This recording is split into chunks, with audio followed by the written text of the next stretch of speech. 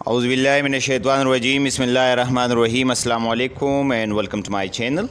دوستو، آج کی اس ویڈیو میں ہم اسٹرکچرلزم کو کور کریں گے، جس کو بہت زیادہ مشکل ٹاپک سمجھا جاتا ہے۔ تو اسٹرکچرلزم کی ڈیفینیشن کو سمجھنے سے پہلے میں لٹریری تھیوری پر آپ کے ساتھ کچھ معلومات شیئر کرنا چاہتا ہوں۔ سب سے پہلے یہ کہ لٹریری تھیوری ہے کیا چیز۔ Literary theories refer to the ideas and methods that we use in the practical reading of literature in order to know what literature can mean. یعنی literary theory سے مراد وہ آئیڈیاز اور طریقے ہیں جس کو ہم لٹریچر کے پڑھنے میں عملی طور پر استعمال کرتے ہیں، تاکہ ہمیں یہ پتہ چل سکے کہ اس لٹریچر کا یا پیس آف رائٹنگ کا مطلب کیا ہے۔ یہ لٹریری تھیوریز تعداد میں بہت زیادہ ہے، اور ان سب کا مقصد صرف اور صرف لٹریچر یعنی کسی ڈرامہ، ناول یا پوئٹری سے نئی میننگ نکالنا ہے۔ ان تمام میں ایک اپروچ اسٹرکچرلزم کا بھی ہے، جس کو ہم لٹریچر میں اپلائی کرتے ہیں تاکہ ہم اس سے نئی میننگ نکال سکیں۔ میں دوسرے فیلڈز کی تفصیل کی طرف جانا نہیں چاہتا، کیونکہ اسٹرکچرلزم کو تو انتھروپولوجسٹ بھی استعمال کرتے ہیں، سوشیالوجسٹ بھی استعمال کرتے ہیں، اور اس کو کلچرل اسٹڈی میں بھی استعمال کیا جاتا ہے۔ ہم آج اپنی ڈسکشن کو صرف اور صرف لٹریچر تک محدود رکھتے ہیں تاکہ اچھی طرح سمجھ میں آ جائے یہ ٹاپک۔ تو اس کو سمجھنے کے لیے اسٹرکچرلزم کے اس لفظ کو دو حصوں میں تقسیم کرتا ہوں۔ ایک ہو گیا اسٹرکچرل اور دوسرا ہو گیا ازم۔ تو اسٹرکچرل کا مطلب ہے ریلیٹنگ ٹو اور farming part of the structure, یعنی کسی بھی اسٹرکچر کا حصہ بننا یا اسٹرکچر رکھنا۔ جبکہ ازم کا مطلب ہے کوئی عقیدہ یا کوئی نظام، مینز سسٹم، یعنی اسٹرکچرلزم کا مطلب ہوا اسٹرکچر کا نظام یا سسٹم آف اسٹرکچرز۔ تو دوستو، ہر چیز کا ایک اسٹرکچر ہوتا ہے، اور اس اسٹرکچر کے بنانے میں کئی ایک چیزیں ہوتی ہیں۔ مثلاً اگر ہم ایک گھر کی مثال لیں تو گھر ایک اسٹرکچر ہے۔ اس گھر کے اسٹرکچر کو سمجھنا یا اس کو گھر کہنا، ہم اس کے پارٹس کو سمجھ کر ہی کر سکتے ہیں۔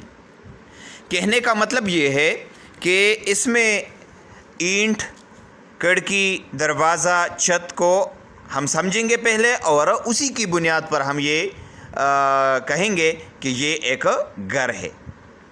بالکل اسی طرح ہم کسی بھی پیس آف رائٹنگ کو سمجھنے کے لیے کرتے ہیں، یعنی یہ فیصلہ کرنا کہ یہ ڈرامہ ہے کہ ناول ہے یا پوئٹری ہے، ہم اس کے پارٹس کو اسٹڈی کریں گے اور ان کو اکٹھا کر کے ہم فیصلہ کریں گے کہ یہ ڈرامہ ہے، ناول ہے یا ایپک ہے۔ اچھا، امید ہے یہاں تک آپ سمجھ چکے ہوں گے۔ اب ہم یہ سمجھتے ہیں کہ اسٹرکچرلزم کا جو اپروچ ہے یہ کیوں استعمال کیا گیا، کس نے اس کو استعمال کیا، اور کس طرح اس کو استعمال کیا گیا۔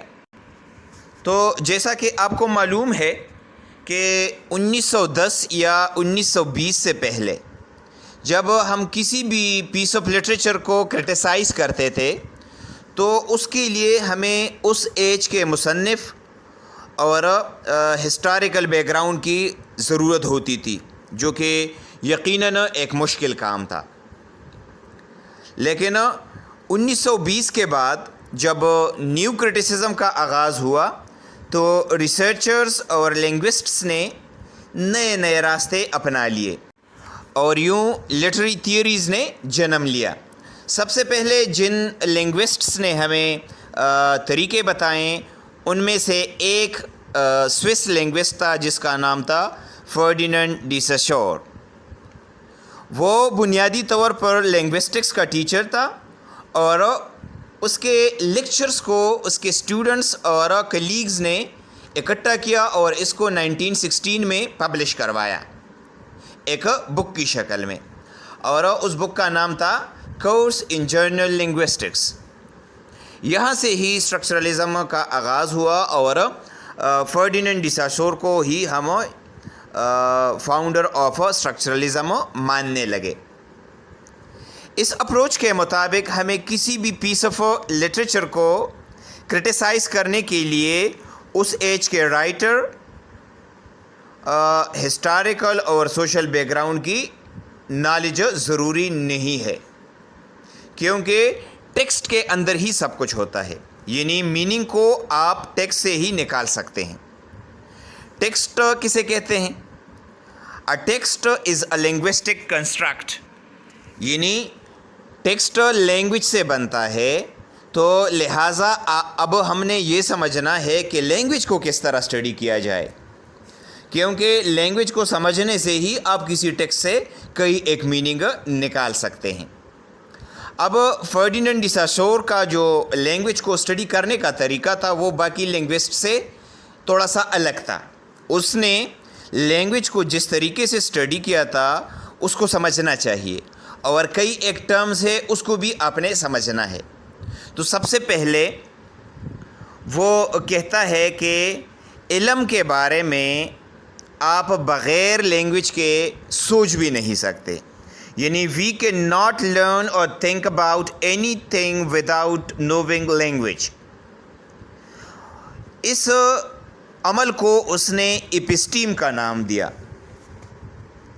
کسی بھی لینگویج کو جب ہم سیکھتے ہیں تو ہم چیزوں کو نام دیتے ہیں۔ مثلا بچوں کو جب ہم اسکولز میں پڑھاتے ہیں تو ورڈز کو سمجھاتے وقت ان کو پکچرز بھی دکھائے جاتے ہیں۔ کیوں؟ کیونکہ بچے اس پکچر اور ورڈ کے درمیان رشتہ بنا لیتا ہے اور اسی کی مدد سے ہی وہ لینگویج کو سیکھتا ہے۔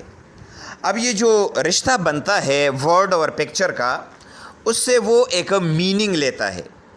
اس عمل کو فرڈیننڈ ڈی ساسور نے سائن، سگنیفائر اور سگنیفائڈ کے الفاظ میں سمجھایا ہے۔ فرڈیننڈ ڈی ساسور کہتا ہے کہ language is a system of science, یعنی کوئی بھی زبان سائنس سے بنتا ہے۔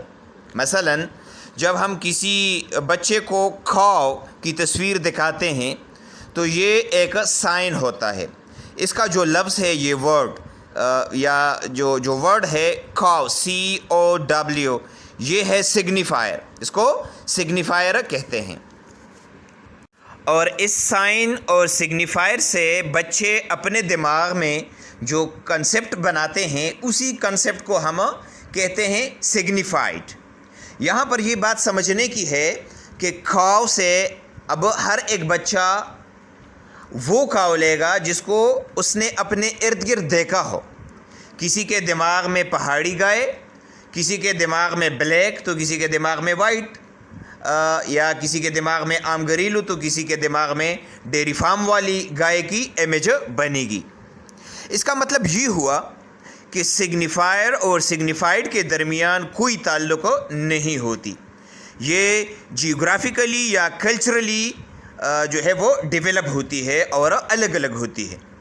یہ بات آپ یاد رکھیں کہ سگنیفائر یعنی یہ جو لفظ ہے یہ اہم ہے اور سگنیفائڈ زیادہ اہم نہیں ہے، کیونکہ سگنیفائر چینج نہیں ہوتا اور سگنیفائڈ تبدیل ہوتا رہتا ہے۔ مثلا بہت سارے الفاظ ہیں جس کے میننگ جو ہے وہ وقت کے گزرنے کے ساتھ ساتھ تبدیل ہوئے ہیں۔ مثلا میں آپ کو ایک مثال دیتا ہوں۔ نائس انگریزی زبان کا ایک لفظ ہے جو کہ لاطینی زبان سے لیا گیا تھا، جس کا مطلب تھا بے وقوف یا جاہل کا الٹ لفظ۔ یعنی سب سے پہلے نائس لفظ جو تھا یہ لاطینی زبان سے نکلا ہے اور اس کا مطلب کیا تھا؟ بے وقوف یا جاہل کا جو الٹ لفظ ہوتا ہے اس کو ہم کہتے تھے نائس۔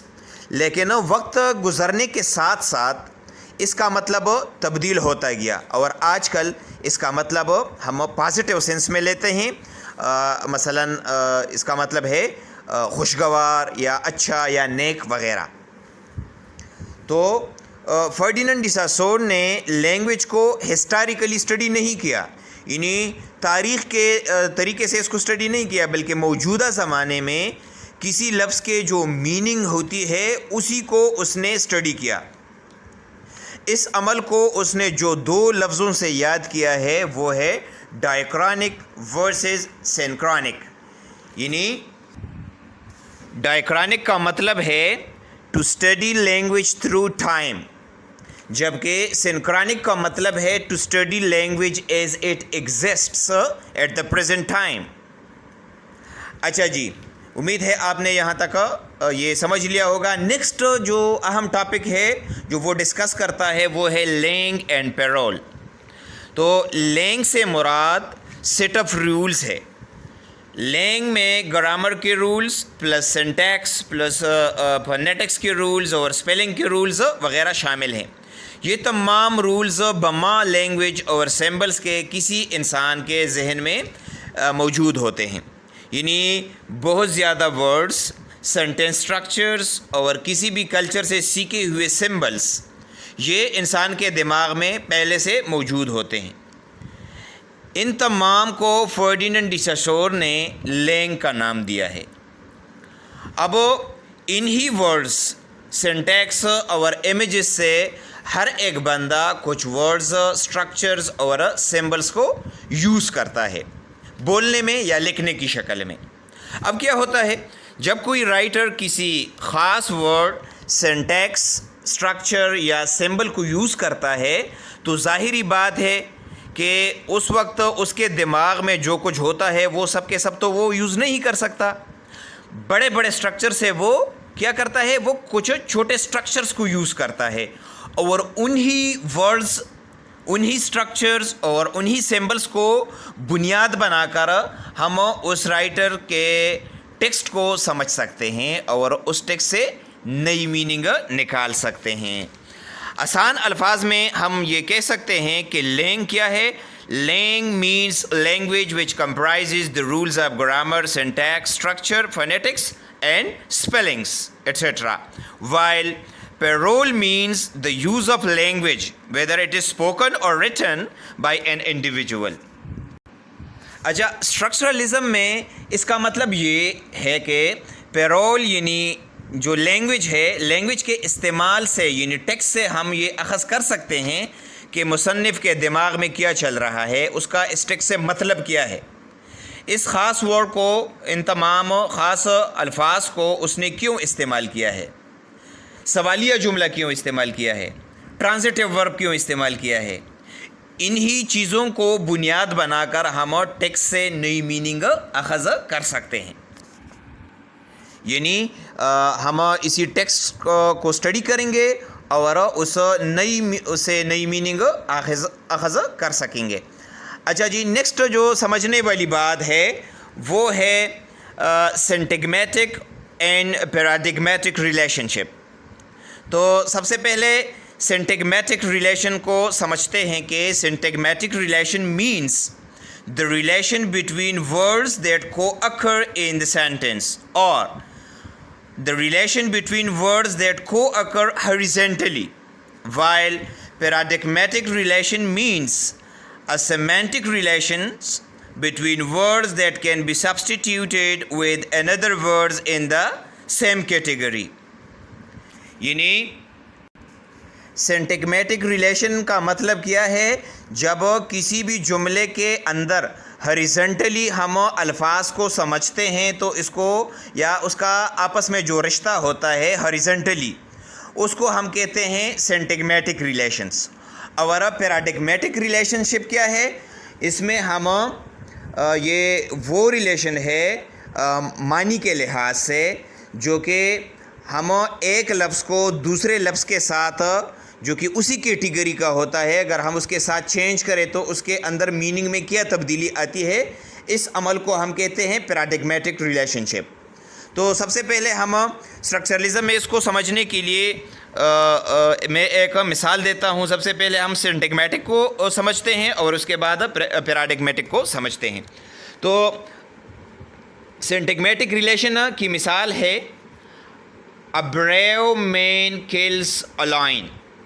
اب اگر ہم اس کے سٹرکچر کو تبدیل کریں تو میننگ چینج ہو جاتی ہے. مثلاً اگر میں یہ جملہ اس طرح لکھ لوں a lion kills a brave man, تو دونوں صورتوں میں الفاظ ایک جیسے ہیں لیکن میننگ تبدیل ہے. لہٰذا ہم کسی جملے کے اندر ہریزنٹلی جو الفاظ استعمال ہوئے ہیں اس کے بارے میں سوچ کر میننگ نکالیں گے. ٹھیک ہے. اچھا، اب ہم پیراڈگمیٹک ریلیشن کے حوالے سے پڑھتے ہیں کہ پیراڈگمیٹک ریلیشن کے لیے ہم اس مثال کو اگر آپ دیکھ لیں، a beautiful girl is in love with me and an old woman is in love with you. تو اس میں آپ دیکھ سکتے ہیں بیوٹیفل اور اولڈ جو ہے یہ ایجیکٹو ہے، اور گرل اور ومن کیا ہے، یہ ناؤن ہے، اور اس طریقے سے می اور یو یہ ہمارے پاس پروناؤن ہے. تو ان ایجیکٹو ناؤنز اور پروناؤن کو تبدیل کر دیے گئے ہیں اور یہ سارے ایک ہی کیٹیگری کے الفاظ ہیں. تو اگر ہم ان کیٹیگریز پر غور کریں تو ہمیں پتہ چلتا ہے کہ میننگ میں بہت زیادہ تبدیلی آئی ہے.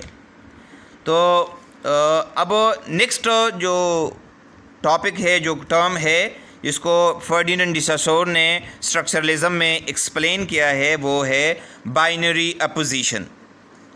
بائنری اپوزیشن کیا ہے؟ A binary opposition is a pair of related terms or concepts that are opposite in meaning. These pairs define each other. We know white if we know black. Similarly, we know day because we know night. یعنی binary opposition ایک جیسے terms کا ایک جوڑا ہوتا ہے جو کہ میننگ میں ایک دوسرے کے اپوزٹ ہوتے ہیں. یہ پیئرز ایک دوسرے کو ڈیفائن کرتے ہیں. فرڈیننڈ ڈی ساسور کہتا ہے کہ بائنری اپوزیشن کے ذریعے سے ہی کسی لینگویج کے میننگ کا اندازہ لگایا جا سکتا ہے. جو لفظ استعمال ہوتا ہے اس کا الٹ لفظ سمجھ کر ہی آپ نئی میننگ نکال سکتے ہیں. مثلاً nowadays good people are rare, یعنی آج کل اچھے لوگ بہت کم ملتے ہیں. اس میں گڈ کا الٹ لفظ بیڈ ہو سکتا ہے، یعنی آج کل بیڈ لوگوں کا زمانہ ہے. یہ دونوں جو دونوں اپوزٹس ہے رائٹر کے دماغ میں تھے، ایک کو اس نے استعمال کیا اور اسی کی مدد سے ہم نے نئی میننگ نکال لی. تو دوستو یہ تھے وہ تمام ٹرمز جو کہ اسٹرکچرلزم کی تھیوری کے ساتھ ریلیٹڈ ٹرمز ہے، اور اسی کو سمجھ کر ہی آپ اسٹرکچرلزم کی تھیوری کو اچھی طریقے سے سمجھ سکتے ہیں. تو امید ہے میں نے جس طریقے سے یہ ٹاپکس یا جو ٹرمز ہے میں نے جس طریقے سے آپ کو سمجھائے ہیں، امید ہے کہ آپ اس ٹاپک کو اچھی طریقے سے سمجھ گئے ہوں گے. اگر آپ کا کوئی بھی سوال ہو تو آپ کمنٹ میں ضرور پوچھیے گا، انشاءاللہ میں آپ کو ضرور جواب دوں گا. Thank you for watching. اللہ حافظ.